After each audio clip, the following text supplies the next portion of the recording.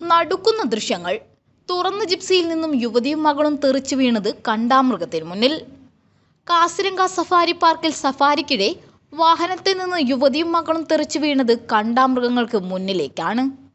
ഇരുവരും ആക്രമണത്തിൽ നിന്ന് കഷ്ടിച്ച് രക്ഷപ്പെട്ടു.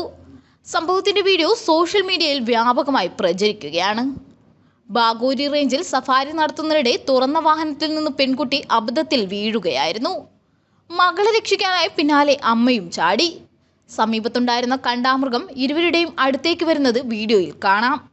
വാഹനത്തിന്റെ ഡ്രൈവർ കൃത്യമായി ഇടപെട്ടതോടെയാണ് ഇരുവരും ആക്രമണത്തിൽ നിന്ന് രക്ഷപ്പെട്ടത്. വാഹനം അതിവേഗത്തിൽ പിന്നോട്ടെത്തി ഇരുവരെയും തിരികെ കയറ്റി. ഇരുവർക്കും നേരിയ പരിക്ക് മാത്രമാണുള്ളതെന്ന് പാർക്ക് അധികൃതർ അറിയിച്ചു. പാർക്കിനുള്ളിൽ എല്ലാ സുരക്ഷാ മാർഗനിർദ്ദേശങ്ങളും പാലിക്കണമെന്ന് അധികൃതർ മുന്നറിയിപ്പ് നൽകി.